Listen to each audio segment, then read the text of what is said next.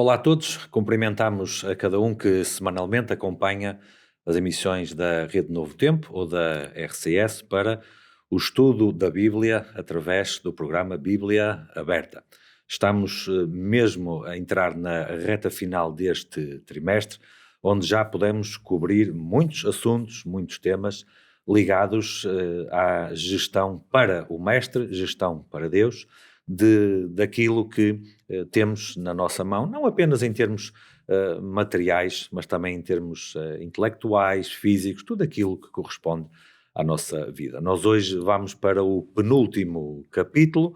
O meu nome é Filipe Reis e eu mais uma vez estou acompanhado de Fernando Ferreira, seja bem-vindo mais uma vez. Não, E este último capítulo, Fernando, ele tem como título Gerir em tempos difíceis. Só o título já nos mostra que estamos totalmente contextualizados para os dias em que nós vivemos, porque aqui pelo menos na velha Europa, onde nós estamos, aqui neste cantinho à beira-mar plantado, como costumamos dizer, e no continente todo, nós estamos aqui numa série de tempos difíceis. Temos problemas económicos, temos problemas financeiros, saímos de uma pandemia, oficialmente ainda não saímos, mas na prática saímos há algum tempo atrás. Temos uma guerra que se desenrola do outro lado do continente.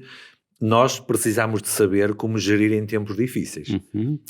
Eu ainda acrescentaria que tivemos há pouco tempo num dos países da Europa um tremendo tremor de terra, Claro. que fez vítimas. Quer dizer, nós vivemos e parece-nos que o nosso mundo está descontrolado, é a sensação que se tem.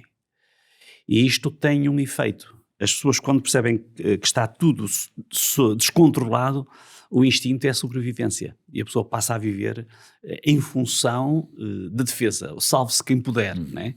E, portanto, gerir em tempos difíceis é um tema que é oportuno, porque, na verdade, os tempos não são fáceis. Há muita coisa que interfere na normalidade da vida das pessoas e que, portanto, pode criar essa instabilidade e insegurança.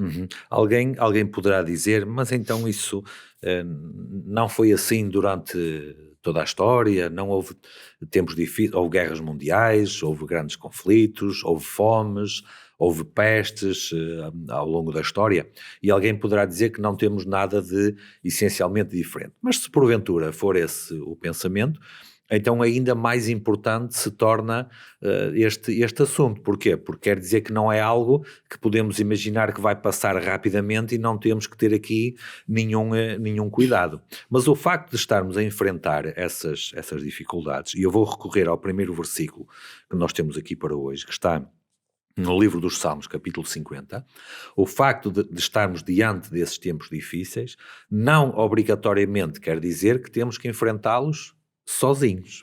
E se calhar este é o assunto principal, se calhar já estou a fazer a conclusão logo na introdução, não é? Mas este se calhar é o tema principal desta semana. Salmos 50, que eu estava a mencionar, versículos 14 e 15, diz: oferece a Deus sacrifícios de louvor e paga ao Altíssimo os teus votos. Invoca-me no dia da angústia, cá está, tempos difíceis, invoca-me no dia da angústia, eu te livrarei e tu me glorificarás. Há aqui ações do homem, há aqui ações da parte de Deus, mas tem aqui uma promessa, que é, nós temos alguém a quem recorrer nos tempos difíceis. Eu gosto muito de uma outra versão, que é a versão livre, que diz: confiem em mim nas horas da aflição, os tempos de angústia, as horas da aflição, e eu vos livrarei, e vocês me honrarão e louvarão. Portanto, é esta postura, que é uma postura de confiança em Deus, que nos momentos difíceis Ele vai sustentar, vai suster as pessoas. Logicamente que eu gostava, a análise de há instantes, estávamos a falar, tem havido momentos muito difíceis ao longo da história. Claro. Mas cada um vive os seus. Nós não podemos viver o drama que viveram os soldados ou as famílias dos soldados de Dom Afonso Henriques ou das pessoas que viveram durante a Batalha de Aljubarrota. Havia muito sofrimento, havia mortes, houve sempre. Logicamente que agora nós temos uma sociedade muito mais sofisticada, com capacidade de comunicação muito maior, com capacidades tecnológicas muito desenvolvidas. Isso agrava. Porque com uma espada podia-se matar muita gente, mas com uma bomba ou com um canhão como hoje existem, matam-se muitos mais, não é? Um país, sei lá. Claro. Portanto, é tudo muito relativo, mas a angústia humana é sempre a angústia humana, seja ela qual seja, né? E portanto, nos tempos em que vivemos, que são muito particulares, especiais, e a palavra de Deus fala-nos sobre isso, nós precisamos de confiar em Deus. Confie em mim nas horas da aflição, é o que diz o texto. Confie no tempo da angústia. Esse é um dos aspectos, uma das coisas que eu mais gosto na Bíblia, é que a Bíblia não apenas faz o diagnóstico, aponta o problema, mas ela sempre apresenta a solução também, não é? Claro. Quando nós estamos doentes fisicamente, ficamos contentes quando o médico nos diz: você tem esta doença, mas mais felizes ficamos se ele disser: este tratamento resolve o problema da doença, não é? Claro. E há aqui um versículo que eu gostaria de ler, ele é bastante conhecido e sei que o Fernando aprecia bastante, em Mateus, no capítulo 6, os versículos 32 e 33, principalmente o 33, mas vamos contextualizar a partir do 32, Mateus 6 diz: porque todas estas coisas os gentios procuram, de certo o vosso Pai Celestial bem sabe que necessitais de todas estas coisas. Ou seja, a procura pelo bem-estar, por suprir as necessidades básicas, não é algo negativo e todos as procuram, todos as querem ter, não é? Agora, como é que conseguiremos chegar lá? 33. Buscai primeiro o reino de Deus e a sua justiça, e todas estas coisas vos serão acrescentadas, diz a Sagrada Escritura. O que é que nós deduzimos daqui? O texto está mesmo a dizer que se colocarmos Deus à frente de todas as coisas não vamos ter problema nenhum? Ele não diz que não vamos ter problemas, diz que ele nos vai ajudar a resolver os problemas, né? Aliás, este texto é um dos textos que talvez se tenha repetido mais ao longo deste trimestre. Sim. Porque ele faz muito sentido. Nós precisamos de perceber, são palavras de Jesus do Sermão da Montanha, e ele, conhecendo as necessidades dos seres humanos, ele estava a falar sobre as necessidades básicas, e ele dizia: buscai primeiro, façam a experiência, buscai primeiro o reino de Deus e a sua justiça, e todas as outras coisas serão acrescentadas. Essa é a realidade que nós encontramos aqui, e que é um texto que nos pode dar esse princípio para gerirmos com mais tranquilidade os tempos de angústia, porque nunca são tranquilos. Mas nunca são tranquilos. Não é? Se calhar o importante, o nosso foco não deve ser a angústia em si, mas como é que podemos atravessá-la, não é? Exatamente. Podemos passar por isso. Eu diria que nós precisamos de manter e alimentar a nossa aliança com Deus, a nossa parceria. Nós, na primeira lição deste trimestre, no primeiro estudo, falamos sobre essa parceria. Eu vivo em parceria com Deus. Portanto, os objetivos de Deus são os meus objetivos. A obra de Deus, estou envolvido nela. E os planos de Deus estão na base dos planos para a minha vida. Portanto, é essa dimensão que nos transporta muito para além daquilo que é imediato e que nos pode preocupar. Então, conversando acerca dessa parceria, que o Fernando já explicou desde os primeiros temas deste trimestre, nós temos aqui um caso concreto que nos é apresentado, uma história real, que demonstra muitíssimo bem estes vários princípios que estamos aqui a falar, da parceria, da confiança em Deus e Deus suprir a necessidade, mesmo quando, ou principalmente quando, a angústia é aos nossos olhos demasiado pesada para nós a podermos suportar. A história, ela encontra-se em 2 de Crónicas, no capítulo 20, logo desde o início, o versículo 1 até ao 22. No versículo 1, logo, nós lemos que os filhos de Moabe e os filhos de Amon, e com estes alguns outros dos Amonitas, vieram à peleja contra Josafá. Josafá o rei, portanto vieram à peleja contra o reino, não é? Então vieram alguns que deram aviso a Josafá dizendo: vem contra ti uma grande multidão da além do mar e da Síria. Ou seja, havia uma aflição muito grande, havia uma ameaça de guerra, e o inimigo era muito mais poderoso, era muito mais forte, eram dois grupos juntos para lutar contra o povo de Deus. E então agora aqui perguntamos, Fernando, o que é que a liderança do reino vai fazer, o que é que o próprio povo vai fazer? Temos várias opções. Temos desesperar, despedir-nos da nossa família porque vamos morrer todos, não é? Ou então temos a confiança em Deus. O que é que nós vamos aprender aqui? O que o rei fez e o que o povo fez é muito significativo. Mas antes do que ele fez, há alguns pormenores que me chamaram muito a atenção neste relato. Primeiro, Josafá já estava no fim do seu reinado. Ajuda-nos a perceber que Josafá era um homem de coragem e de valor, não era uma pessoa que se assustasse com qualquer coisa. Não era medroso. Durante anos ele tinha estado a preparar-se, quer dizer que ele estava bem preparado para responder a quase qualquer ataque que viesse. Ele não foi uma pessoa que dissesse, olha, Deus vai cuidar e eu não preciso estar preparado. Não, ele estava preparado. Só que, apesar de tudo isso, ele nunca confiou em si próprio e na preparação que tinha feito, porque às vezes o nosso problema é este. Estamos muito bem preparados e resolvemos enfrentar as coisas com a nossa própria força. Concentrados em nós próprios. Exatamente. E ele não fez isso. Aí está o segredo. Ele preparou-se, era o seu dever estar preparado, era um homem competente, era um homem valoroso, era um homem corajoso, mas apesar de tudo isso, ele pôs as coisas acentuou outro aspecto. É que ele experimentou, escolheu confiar em Deus. Ou seja, ele praticou aquilo do versículo que nós lemos. Buscou a Deus em primeiro lugar, e é muito importante o que o Fernando disse, e ele não buscou a Deus quando surgiu a aflição. Aquilo já era uma experiência, não é? Que ele trazia na sua vida. Então eles voltaram-se, e tem aqui um excerto da oração do rei, que nós encontramos no versículo 12, em que ele diz: porque em nós não há força perante esta grande multidão que vem contra nós. Ou seja, ele tinha a noção da sua própria incapacidade, não é? Das suas lacunas, das suas deficiências, e o que ele está a dizer aqui foi aquilo que o Fernando comentou: eu sozinho não sou capaz, nós sozinhos não somos capazes. E não sabemos nós o que faremos, ou seja, sabemos que não vamos conseguir derrotá-los, mas e agora? Nós estamos a ver a luz ao fundo do túnel. Porém, se calhar esta é aqui a parte mais importante do pensamento deste rei, porém, os nossos olhos estão postos em ti.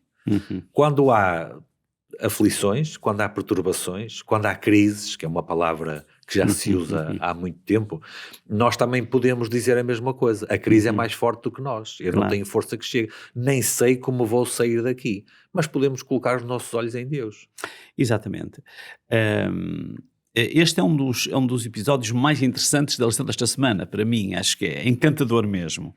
E vemos que este homem que estava tão bem preparado, primeiro proclamou um jejum, depois todo o povo se reuniu no templo, todos os homens de Judá se apresentaram com as suas famílias. Isto, em estratégias de guerra, não faz sentido nenhum. Era a mesma coisa que circundar a cidade de Jericó. É a mesma coisa. Como estratégia militar nós estamos a ver, e não era estratégia militar. Não era militar, era espiritual. Uma estratégia espiritual. E foi isto que ele fez. Ele militarmente estava bem preparado, mas ele escolheu confiar em Deus. E depois é muito interessante, depois de ele ter orado, vem um profeta a falar com ele. E ele diz: não temas, ou não temais, nem vos assusteis por causa desta grande multidão, pois a peleja não é vossa, senão de Deus. Nesta peleja não tereis de pelejar, que é uma coisa que nem faz sentido, parece uma contradição. Pois. Nesta peleja não tereis de pelejar. Parai, estai em pé, e vede a salvação do Senhor para convosco. É de uma profundidade incrível, vale a pena refletir. E depois, o que é que acontece? O que mais me impressiona em todo este episódio é o que aconteceu no dia cedo de manhã. É de manhã que começa o dia, e os grandes homens de Deus têm sempre esse tempo da manhã com Deus. E então, de manhã, na manhã seguinte, o rei reuniu com o coro levítico à sua frente para cantar louvores a Deus. Quer dizer, isto é incrível. Quer dizer, numa guerra ele vai com um coro. É uma estratégia que não é humana e que choca com todas as estratégias possíveis. Qualquer militar que lesse isto ficava apavorado com a falta de lógica numa atuação assim. Mas é aqui que nos tempos difíceis, que nos tempos de crise, nós devíamos treinar como ele se preparou para treinar para lutar com Deus, ou por outro lado, esperar que Deus lute por nós e pôr-nos, digamos, sob o abrigo de Deus. É realmente um texto maravilhoso. É um momento crítico da vida da nação, em que ela está ameaçada, não é? E severamente ameaçada, e se nós formos olhar para a história, nós podemos aqui tirar conclusões que pode ser especulação, mas não é abusivo. Podia morrer muita gente, podiam ser levados em cativeiro, aqui várias possibilidades, não é? E no fundo, quando colocam Deus, o próprio Deus, através do profeta, diz: ok, muito bem, se recorreram a mim, então eu vou assumir a vossa parte, vou assumir o vosso lado nessa batalha, nessa luta, nesse conflito, nessa angústia, naquilo que quiserem. E o facto de Deus assumir para ele a luta, provoca o quê? Desde logo que exista um alívio da parte do povo. Já nem sequer vão ter que lutar, só vão ter que confiar em Deus como fizeram até ali. Claro. Mas isto é difícil, Fernando, porque nós, na nossa tendência humana, nós queremos resolver tudo na nossa mão. Estou a lembrar-me do caso de Abraão, que já falámos, não é? Ele tinha uma promessa da parte de Deus de que teria um filho, mas estava diante de uma angústia e de uma aflição, que a esposa já tinha passado o costume das senhoras, etc. E havia ali uma impossibilidade. E ele decidiu resolver o problema com a sua própria capacidade. Não resolveu nada, só arranjou, foi um problema maior. Claro. Ou seja, também precisamos saber esperar, como dizia Jó, que também já falámos, precisamos saber esperar e aguardar que Deus atue no momento certo e conforme ele acha que é o correto. Claro. Neste episódio do Josafá, diz que nenhum escapou, nenhum dos inimigos escapou, porque eles mesmos se autodestruíram. Outro exemplo foi na saída do Egito. Tinham um exército de faraó atrás E o mar à frente. e a ordem de Deus foi para que eles esperassem e vissem o livramento do Senhor.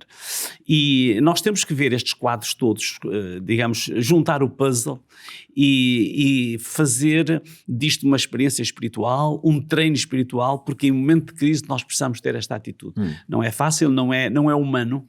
Não é tendência humana, como há bocado foi referido, não. Mas precisamos de aprender a esperar em Deus. Esperar em Deus.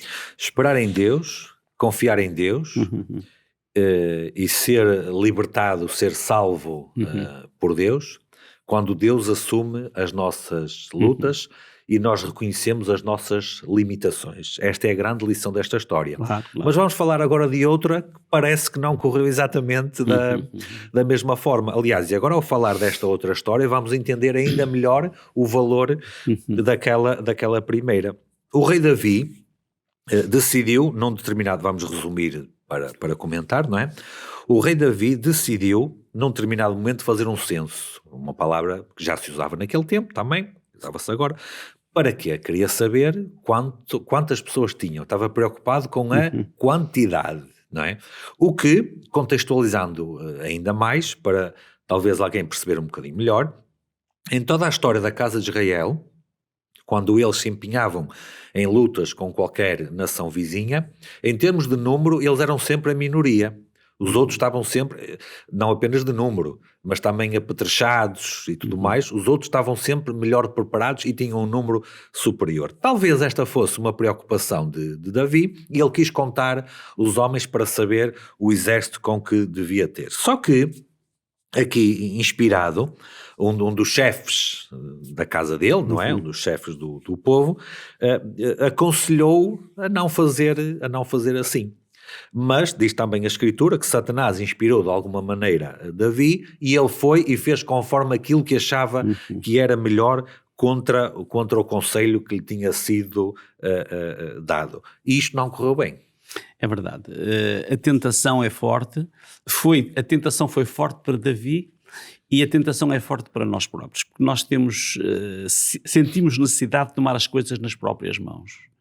E estes episódios mostram que nós não podemos, nem estamos capacitados para isto. O Davi fez o recenseamento e ele tinha 1.100.000 soldados da parte de Israel, mais 470.000 de Judá. Quer dizer que ele agora 2 milhões de homens. Tinha um enorme exército. Mas Deus desaprovou isto por uma razão muito simples, não é porque ele tivesse um exército grande, é porque ele confiou nele número de homens. Isto aconteceu com Gideão. Gideão tinha um número enorme e Deus aconselhou aí com 300. Quer dizer, e realmente o exército inimigo, eles destruíram-se também uns aos outros. Quer dizer que nós temos que parar para ponderar e para perceber isto, porque em tempos de crise não são as nossas forças, não é a nossa capacidade anímica, não é a nossa capacidade intelectual, não é a nossa capacidade física que vai resolver o problema. Também. Financeira, em nenhum aspecto. Nós temos que aprender a depender de Deus, a viver em parceria com Deus, voltando ao termo que temos usado desde o princípio. Porque Deus, quando estamos com Deus, temos tudo o que precisamos, né? Deus é suficiente e nós temos que aprender a confiar em Deus. O nosso problema é que temos dificuldade em confiar. Temos dificuldade em passar os comandos para a mão de Deus, e em tempos de crise nós precisamos de pôr o comando na mão de Deus. Então vamos tentar explorar um bocadinho mais esta atitude de Davi para nós percebermos melhor como tomar decisões. No fundo, é isto que está aqui. Nós estamos a falar de Davi, que é o homem que, quando era um rapazinho, adolescente, não é? A nação estava em crise porque havia uma luta contra o povo filisteu, não é? E havia um soldado que, em termos de quantidade, era maior do que qualquer outro, que era um gigante, muito bem preparado, tecnicamente evoluído para a guerra, e é este Davi que é o adolescente que vai com meia dúzia de pedras para lutar contra o gigante. Portanto, à razão humana, isto nem iria haver luta, o gigante iria despedaçar Davi em poucos minutos, não é? Claro. Só que Davi tem uma frase, quando o gigante ameaça: vou dar as tuas carnes às aves e aos animais do campo, etc. Davi tem uma frase que diz: olha, tu vens contra mim com a espada, mas eu venho a ti em nome do Senhor dos Exércitos. Será que Davi tinha esquecido este princípio? E depois, quando era adulto e já quando era rei, porque isto foi passado bastantes anos, e ele já estava mais confiado na sua força e tinha-se esquecido de que a própria história dele demonstra que não era a força dele, e ele mesmo tinha reconhecido: eu vou derrotar o gigante, mas não é na minha força, é na força do Senhor. E depois, numa fase mais à frente da sua vida, parece que nós esquecemos com alguma facilidade. Isso faz-me lembrar uma expressão do apóstolo Paulo, bem conhecida, que diz: quem está de pé, olhe, não caia. Na verdade, mesmo ao longo da vida, nós podemos ter comportamentos em determinadas circunstâncias que podem ser antagónicos, podem ser contraditórios, não faz sentido. Realmente, essa luta de Davi, nesse momento com o gigante, e esta agora, são enfrentadas em lógicas totalmente diferentes. E aí é que está o problema. Davi, naturalmente, que se deixou embalar pelo poderio militar que tinha. A lição chama-nos a atenção para este pormenor, porque nós hoje também, em termos de crise, nós temos o mesmo problema de Davi. Se há um problema de saúde grave, nós estamos descansados porque temos a segurança social. Antigamente não havia. As pessoas o que é que faziam? Recorriam a Deus. Se há um problema complicado que surge na vida, se há um acidente que eu não esperava, o banco faz um empréstimo. Quer dizer, nós podemos ter tantos recursos para utilizar, e numa sociedade como a nossa, porque há outras que não têm, que nós podemos pôr Deus de lado. E Davi fez isto. Nós podemos ter tanta coisa, podemos ter uma fortuna, podemos ter muitos bens, podemos ter um bom seguro, podemos ter tanta coisa e deixar de confiar em Deus. Mas o problema estava, e esta parte da lição fala-nos, é nós nos segurarmos ou nós nos alicerçarmos nos nossos recursos, que não valem nada. Não valem. Podem ser úteis, podem ser bons, mas se nós os pusermos os recursos à frente de Deus, nós estamos a ter, os nossos recursos passam a ser um ídolo. Temos falado disto ao longo deste trimestre. Nós precisamos de pôr Deus em primeiro lugar. Nós podemos recordar mais uma vez o caso de Jó, que era um homem carregado, cheíssimo de recursos, não é? Mas pelo desenrolar da história, que nós sabemos bem o que aconteceu, mas ele não o sabia, tal quanto nós imaginamos, de que é que valeram aqueles recursos que ele tinha, não é? Claro. Do que valeram as propriedades, o gado que ele tinha. Gado era sinónimo de riqueza naquele tempo, não é? Claro. De que valeu aquilo. Aquilo acabou por não resultar em nada. Agora, há aqui um outro ponto que gostaria que nós comentássemos, avançando aqui no tema desta semana.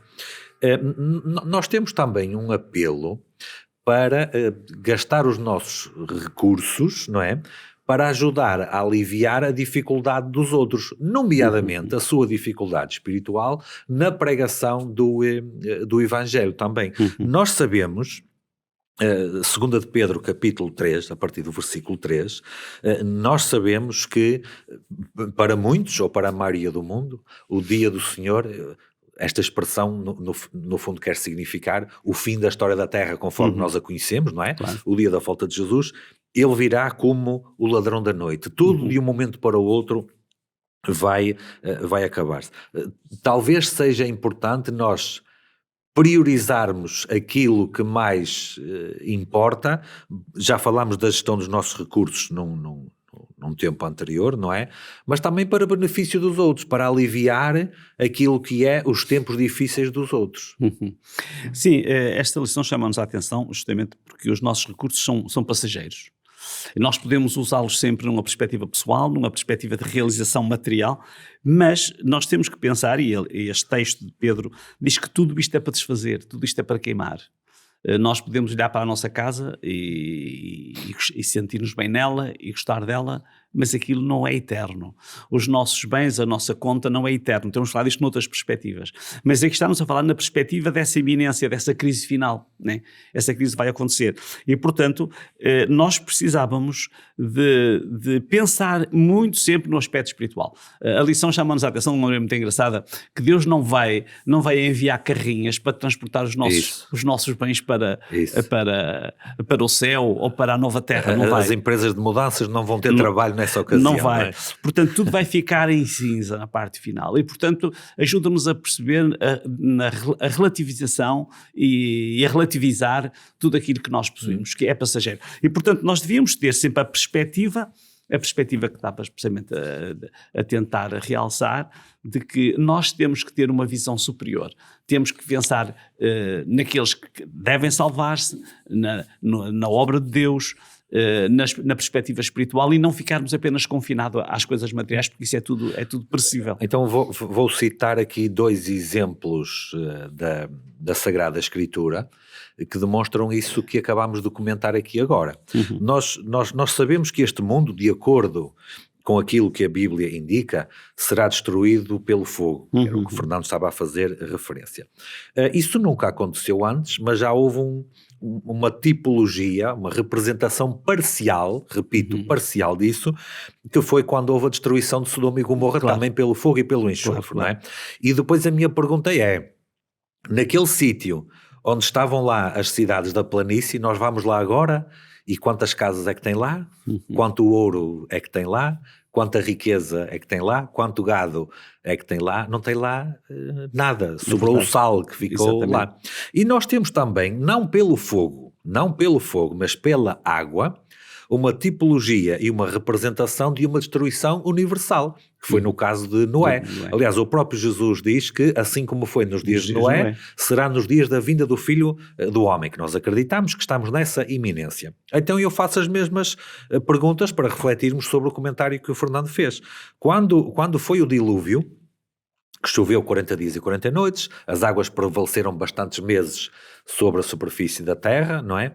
E depois disso, quantas cidades estavam lá, quanto ouro estava lá, quanta riqueza estava lá. Bom, os sobreviventes, eles ficaram com a roupa do corpo, com os animais, e depois alimentaram-se das plantas que já tinham crescido, não é?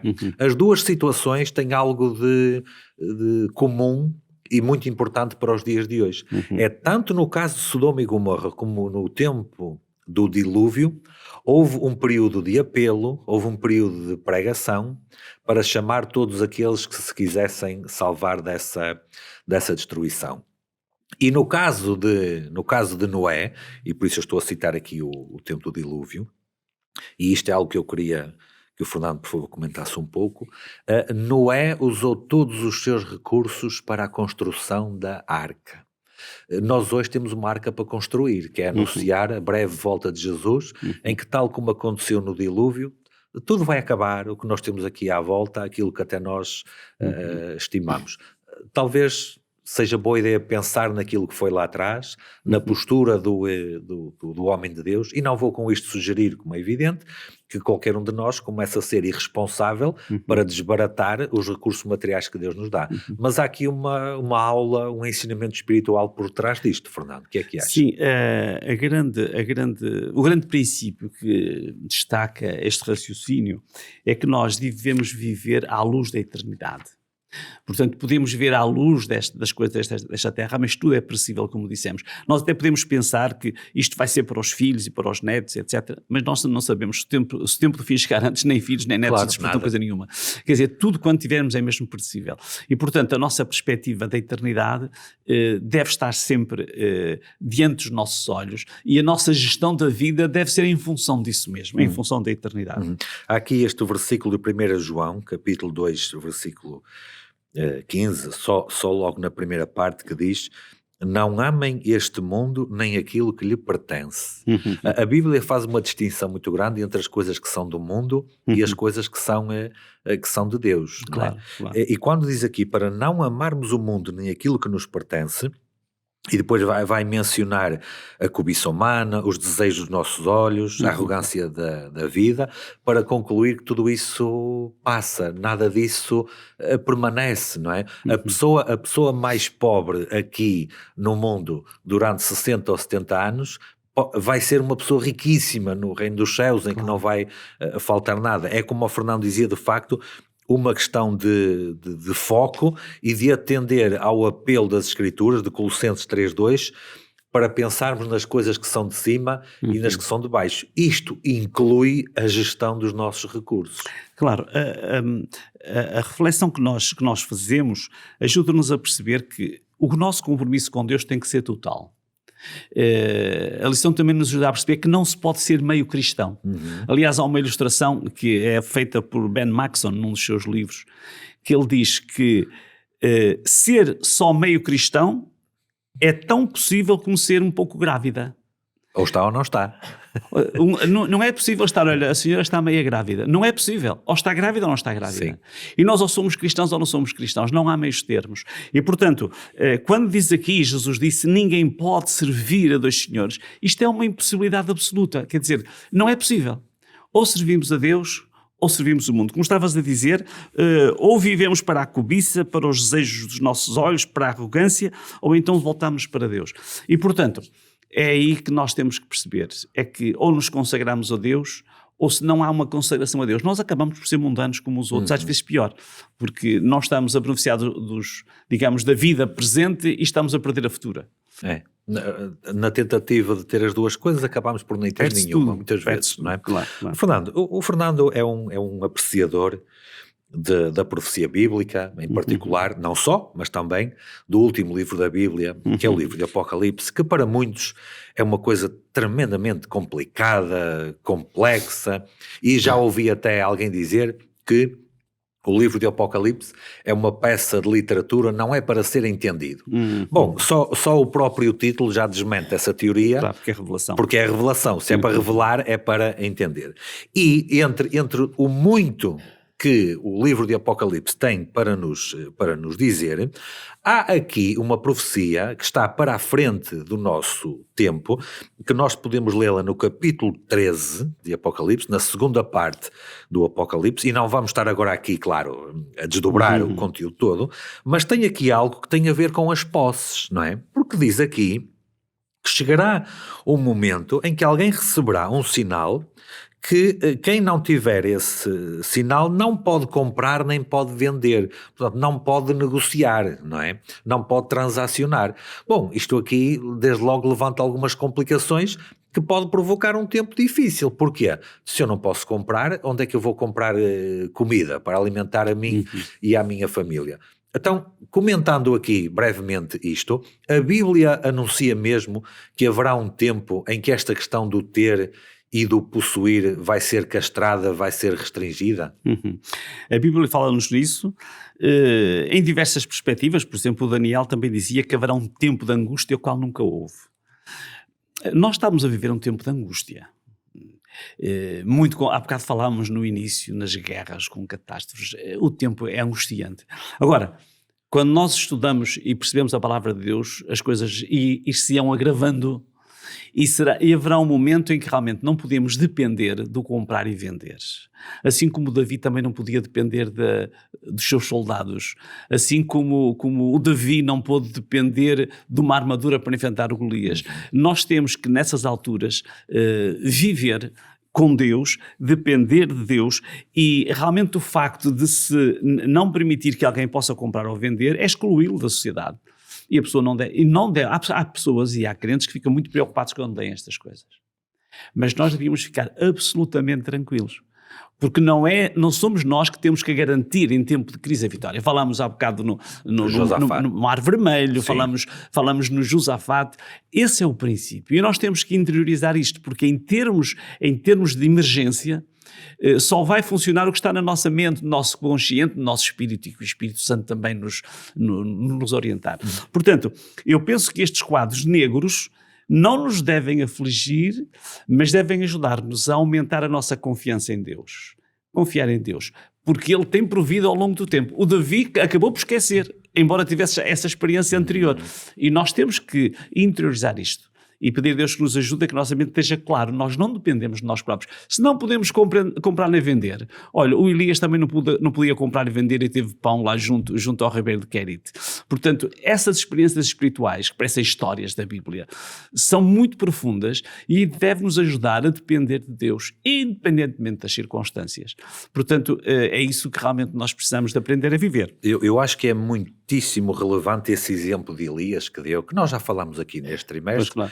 Até falámos daquela viúva que ele visitou, porque ela mesmo quisesse comprar, já nem podia comprar porque não havia nada.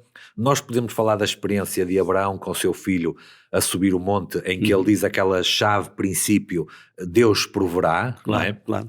Nós podemos falar daquela viagem de barco que Paulo, quando fez no Mediterrâneo, não é? Em que se levantou um tempo difícil, que era uma tempestade muito grande, e ele disse, quem ficar no barco não perecerá e conseguiremos. O barco destruiu-se, ou seja, a propriedade material destruiu-se, perdeu-se, mas a propriedade humana não se perdeu. Exatamente. Porque eles chegaram lá. Exatamente. Em todas estas coisas, havia ali servos de Deus a orientar, a instar, a apelar para essa mesma confiança em Deus. Ou seja, e isto é uma pergunta que eu faço para saber a opinião do Fernando, quando nós lemos aqui que à frente vai haver tempos ainda mais difíceis, que teremos dificuldade em comprar, em vender, em ter, em possuir, isto não é para nos atormentar e para nos aumentar a aflição, é para nos fazer pensar onde devemos colocar as nossas afeições e a nossa prioridade, Exatamente. tendo em conta aquele versículo anterior, que é buscar a Deus em primeiro lugar. Exatamente. No fundo é isto que a Bíblia ensina. Exatamente. A pergunta que podemos fazer é como é que nos podemos preparar para isto? Isso. E eu diria, eu teria uma resposta muito simples. Preparando-nos agora, não é nessa altura, é agora, assegurando-nos através da graça de Deus de que não somos escravos do dinheiro. Nós temos a noção de que o dinheiro é que resolve tudo. Mas quando não se puder comprar nem vender, o dinheiro não resolve nada. Pois é. Portanto, nós não podemos estar amarrados ao dinheiro. Pensar que se eu não tiver dinheiro, como é que eu vou resolver? Não podemos pensar nisto. Logicamente que neste momento temos dinheiro, o Senhor permite-nos ter, devemos usá-lo, devemos investi-lo de uma forma correta, inteligente e espiritual.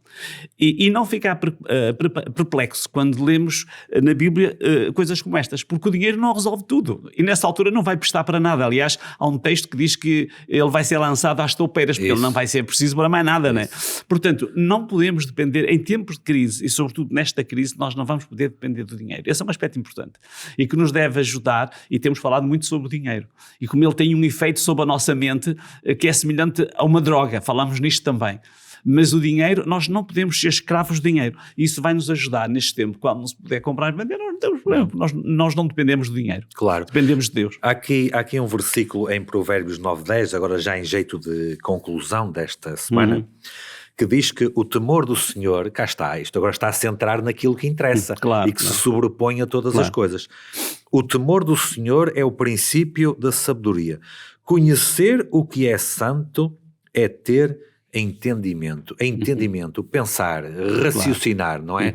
Arrazoar. Porquê? Porque se nós nos deixarmos levar pelas aparências, por aquilo que está à nossa volta, não é? Então o importante mesmo é o ter. Quer dizer, a confiança em Deus pode passar para segundo lugar, não é? Agora, o Fernando estava a ter esse último comentário e eu estava aqui a pensar para mim próprio. Eu não conheço nenhum texto da Bíblia que dê importância ao dinheiro no reino dos céus. Não conheço. Mas também não conheço nenhum que diga que no reino dos céus há alguma carência, há falta de algumas coisas, não é? Portanto, se calhar o que temos que fazer é suportar aqui, mediante aquilo que o Senhor entende que nos deve dar, e aguardar que Deus, a seu tempo, resolva todas as coisas, providencie todas as coisas, até que definitivamente esteja tudo concluído no reino dos céus. Exatamente. Esse texto, há uma outra versão que eu gosto muito que diz: o começo da sabedoria é o temor de Yahvé, E o conhecimento dos santos é inteligência. Aqui há uma inteligência espiritual. Portanto, precisamos de pôr as coisas na mão de Deus, precisamos de aprender a fazer isso. Aprender em tempos de paz para que consigamos subsistir em tempos difíceis. Muito bem, ótima conclusão. E assim nós nos despedimos por esta semana. Nós voltamos já daqui a alguns dias para o último estudo e o término deste trimestre em que estamos a estudar acerca da gestão dos recursos que Deus coloca na nossa mão. Desejamos para todos as maiores bênçãos de Deus.